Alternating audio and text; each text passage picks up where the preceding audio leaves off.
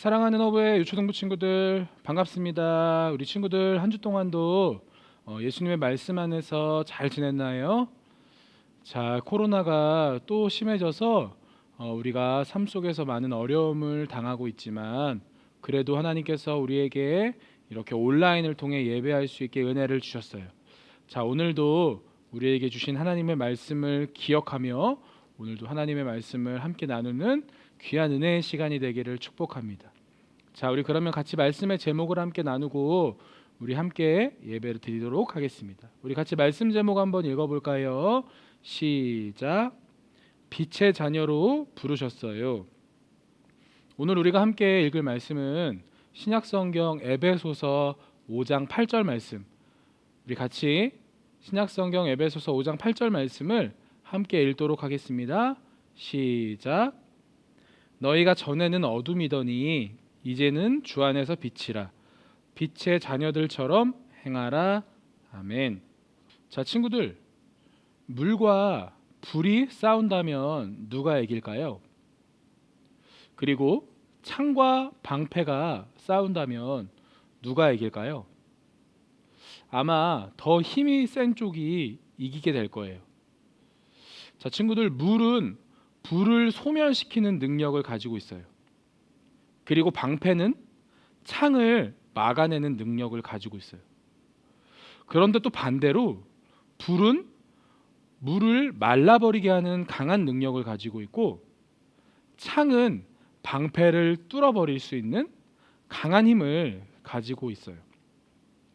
자, 친구들, 오늘 성경 말씀에는 하나님께서 빛과 어둠에 관련된 이야기를 우리에게 들려주셨어요. 자, 친구들, 빛과 어둠이 싸운다면 과연 누가 이길까요? 자, 친구들, 빛이라는 것은 존재하는 것이지만 어둠이라는 것은 존재하는 것이 아니에요. 어둠은 어떤 것을 이야기하냐면 빛이 없는 상태를 어두움이라고 이야기해요. 자, 친구들, 어두움이 많은 이 세상 가운데 하나님께서는 전도사님과 친구들을 빛의 자녀로 이 세상 가운데 부르셨다고 말씀하셨어요. 자, 그렇다면 성경이 말하는 빛의 자녀란 무엇일까요? 우리 오늘 성경의 이야기 속으로 들어가 함께 하나님의 말씀을 나누도록 하겠습니다.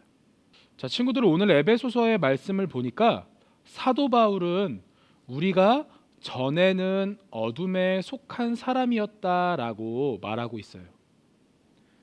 이 말은 무슨 뜻일까요? 그건 하나님을 사랑하는 마음은 없고 하나님께 아무런 관심조차 없는 사람이었다는 뜻을 이야기해요. 오히려 하나님이 기뻐하시지 않은 말과 행동을 하며 살아갔던 것을 이야기하는 거예요. 어둠에 속한 사람들은 하나님께 기쁨과 하나님께 영광이 되는 삶보다 나의 유익과 나의 욕심을 위해서라면 얼마든지 거짓말도 하고 또 내가 잘하는 것이 있으면 교만한 마음을 가지고 다른 사람을 무시하기도 하는 사람을 이야기해요. 또 내 욕심으로 인해 다른 사람의 마음을 속상하게도 하고 나쁜 말도 하고 약한 사람을 괴롭히기도 해요.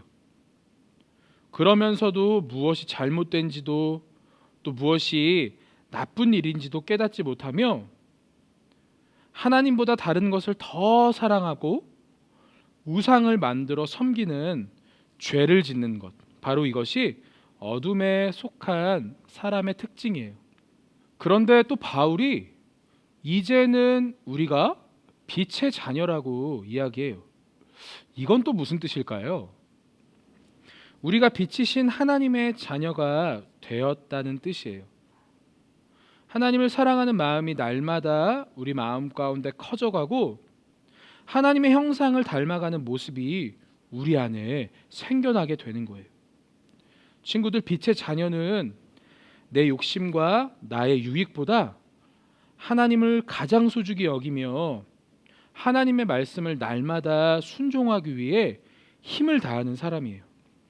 그리고 하나님이 우리에게 가르쳐 주신 말씀처럼 하나님을 사랑하는 것처럼 다른 사람들을 사랑하는 사람이에요. 약한 사람들을 괴롭히거나 힘들게 하는 것이 아니라 그들에게 도움이 되어주는 사람, 바로 그런 사람이 빛의 자녀라고 이야기하고 있어요. 자, 친구들, 오늘 에베소서 말씀에는 가장 중요한 또 단어가 하나 있는데 그것은 바로 주 안에서라는 단어예요.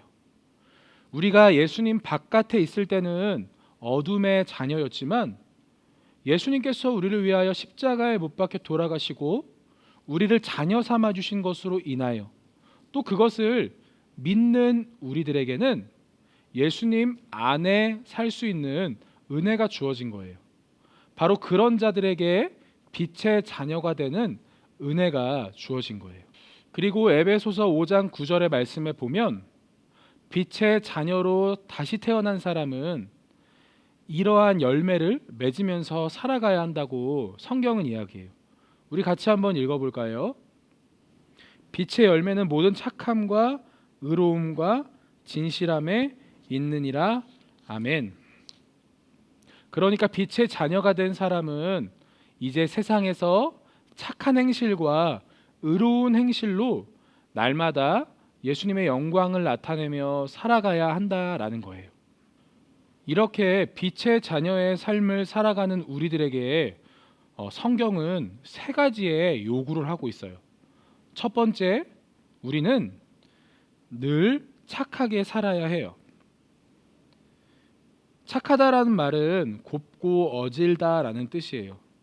그렇기 때문에 착한 사람은 나쁜 말보다 고운 말을 해야 하고 나쁜 행동보다 고운 행동을 가져야 해요. 그리고 나쁜 마음을 갖는 것이 아니라 늘 착하고 고운 마음을 갖고 살아가야 해요. 두 번째, 빛의 자녀는 날마다 의로운 삶을 살아가야 해요. 의롭다라는 말은 정의롭다라는 뜻이에요. 우리는 말씀에서 벗어나지 않고 날마다 바르고 정직한 삶을 살아가기에 애써야 해요. 세상이 원하는 방법이 아니라 하나님이 원하시는 방법대로 살아가야 하는 거예요. 빛의 자녀는 세 번째, 진실하게 살아가야 해요. 친구들, 진실하다는 뜻은 무엇인가요? 바로 거짓이 없다라는 뜻이에요. 친구들, 세상은 계속해서 우리에게 거짓말하는 습관을 요구해요. 그리고 세상 사람들은 거짓말하는 것을 죄라고 생각하지 않아요. 그렇기 때문에 사람들은 아주 자그마한 거짓말이라 할지라도 날마다 삶 속에서 거짓말을 많이 하면서 살아가고 있어요. 하지만 하나님을 믿는 빛의 자녀인 우리는 거짓말을 해서는 안 돼요. 늘 진실된 말과 정직한 마음으로 하나님께서 원하시는 삶을 살아가야 하는 거예요. 친구들, 우리가 이렇게 빛의 자녀로 살아갈 때 누가 가장 기뻐하실까요? 맞아요. 바로 살아계신 우리 하나님께서 우리의 모습을 보고 너무너무 기뻐하실 거예요. 그리고 또 빛의 자녀로 살아가는 우리의 모습을 보며 세상의 모든 사람들도 너무너무 기뻐하며 감사하게 생각할 거예요. 왜냐하면 빛의 자녀인 우리가 착한 행실과 의로운 마음과 정직하고 진실한 마음을 가지고 살아갈 때 이 세상은 너무너무 아름다워질 것이기 때문이에요. 그리고 세상 사람들은 빛의 자녀인 우리들의 모습을 보고 아마 예수님의 모습을 보게 될 거예요. 그래서 예수님을 믿지 않은 많은 사람들이 와, 나도 저렇게 빛의 자녀로 살아가고 싶다라는 생각을 하게 될 거예요. 자, 우리 친구들, 우리에게는 빛의 자녀로 살아가야 될 의무와 또 하나님의 은혜가 있어요.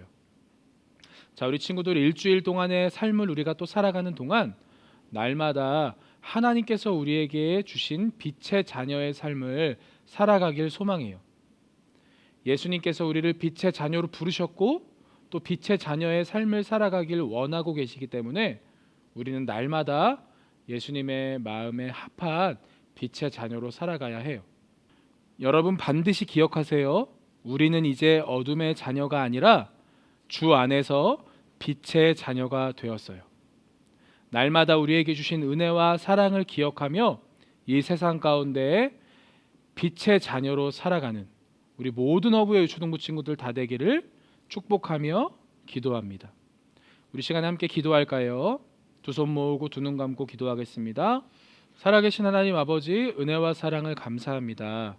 하나님, 코로나가 거의 끝나가는 줄 알았는데 또 다시 코로나가 시작되어 우리의 삶에 많은 어려운 부분들이 있습니다. 하나님, 하지만 그 어렵고 힘들 때일수록 우리 친구들 날마다 하나님의 말씀을 더욱더 붙잡게 하여 주시고 하나님의 사랑과 예수님의 은혜 안에 날마다 기쁘고 감사한 삶을 살아갈 수 있도록 도와주세요. 이제 우리는 더 이상 어둠의 자녀가 아니라 빛의 자녀가 되었사오니 날마다 빛의 자녀로 우리를 부르신 하나님의 은혜와 사랑을 기억하며 오늘도 예수님이 기뻐하시는 삶을 살아가는 우리 모두가 되어질 수 있도록 날마다 우리와 함께 해 주세요. 감사를 드리며 살아계신 예수님의 이름으로 기도드립니다. 아멘.